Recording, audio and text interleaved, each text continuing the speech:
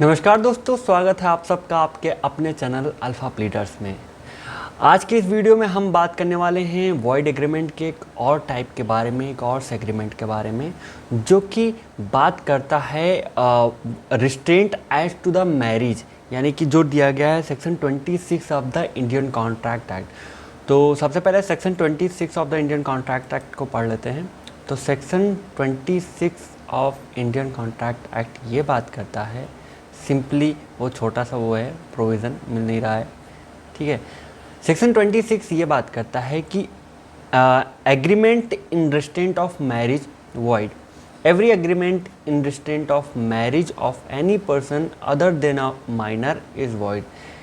अर्थ ये निकल कर आता है कि हर वो एग्रीमेंट जो किसी भी व्यक्ति के विवाह को रोकने के लिए, शादी को रोकने के लिए किया जाता है कि हाँ इस फला आदमी का विवाह नहीं होने देना है, या किसी और व्यक्ति से किया जाता है कि तुम्हें इस लड़की से शादी करनी है, इस लड़की से नहीं करनी है, या किसी भी लड़की से नहीं करनी है, तो ये सारे ही तरह के जो एग्रीमेंट्स हैं वो वॉइड हो जाएंगे, सिवाय एक एग्रीमेंट के, जो कि इसमें एक्सेप्शन है, जो कि एक माइनर के मैरिज से रिलेटेड है। यानी कि अगर इसको एक्सेप्शन को अगर हम लिखना चाहें तो यहाँ पर एक्सेप्शन क्या होगा, एक्सेप्शन होगा कि हर वो एग्रीमेंट जो कि एक माइनर मैरिज को रोकने के लिए किया जाएगा, एक अवयस्क व्यक्ति के विवाह को रोकने के लिए किया जाएगा, वो वॉइड होगा। और इसके अलावा जितने भी एग्रीमेंट हैं जो किसी मेजर व्यक्ति की शादी को, विवाह को रोकने के लिए किए जाएंगे, वो यहाँ पर वॉइड हो जाएंगे, ठीक है। अब जैसे आप मान लीजिए कि जैसे हिंदी फिल्में आप देखते होंगे, तो पुरानी हिंदी फिल्मों में होता था ना कि लड़की का जो आशिक होता था वो लड़की के पिताश्री से मिलने जाता था, और वहाँ पिताश्री एक ब्लैंक चेक काट के देते थे कि आओ हम तुम एग्रीमेंट कर लेते हैं, हम तुमको इतना कंसिडरेशन दे रहे हैं, बदले में तुम्हें ये करना होगा कि तुम्हें हमारी लड़के से शादी नहीं करनी है, इसकी ज़िंदगी से दूर चले जाओ, तुम्हें इससे विवाह करना ही नहीं है।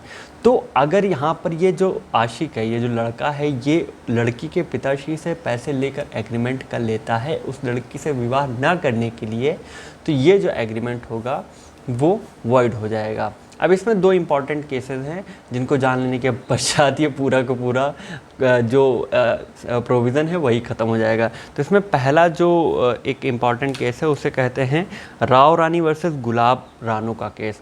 इसको मैं यहाँ पर लिख देता हूँ, राव रानी वर्सेस गुलाब, सॉरी एक मिनट,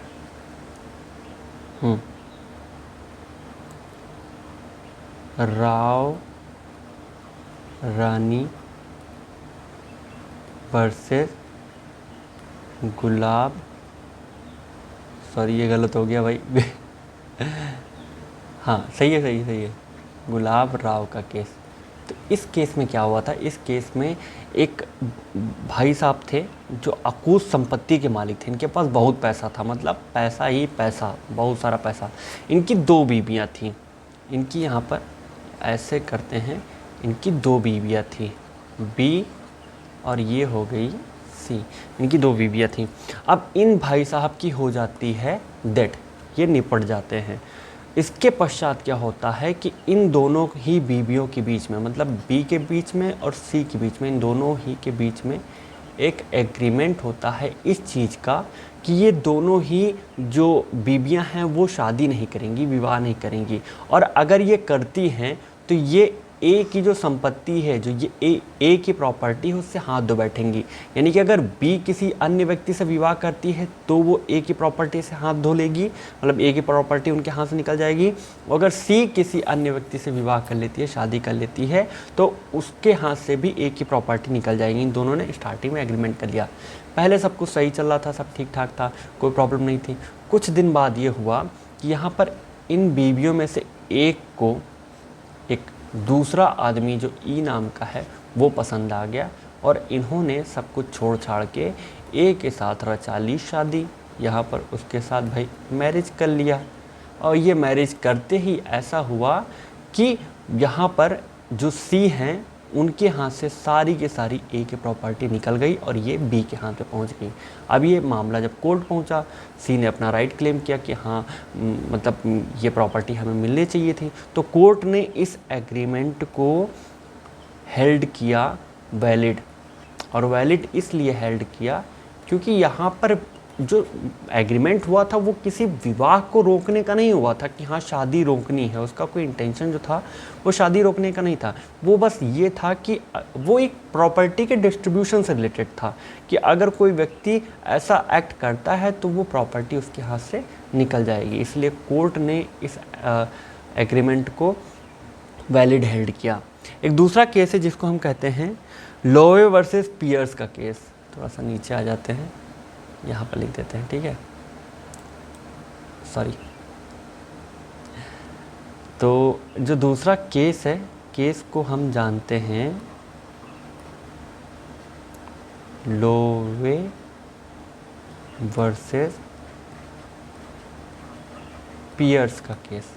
इस केस में ये कहा गया था, कोर्ट ने सीधे सीधे एक स्टेटमेंट दिया था। स्टेटमेंट में ये कहा था कि अगर कोई एग्रीमेंट ऐसा है जो किसी पर्टिकुलर लड़की से शादी करने से रोक रहा है, किसी पर्टिकुलर लेडी से शादी करने के लिए रोक रहा है, बाकी सबको अलाउ कर रहा है कि हाँ बाकी सबसे कर लीजिए, किसी पर्टिकुलर लड़की से ना करिए, या किसी मतलब पर्टिकुलर लड़की से ही करिए, बाकी किसी औरत से ना करिए, तो ये दोनों ही तरह के जो एग्रीमेंट हैं, दोनों ही तरह के जो यहाँ पर एग्रीमेंट होंगे वो वॉइड हो जाएंगे। और इनकी वजह यह है क्योंकि इसमें ये बताया गया, इसमें सिंपली तौर पे ये बताया गया है कि भाई कुछ भी हो, एक मिनट रुक जाओ यार, सारा का सारा साफ कर देते हैं, ठीक है।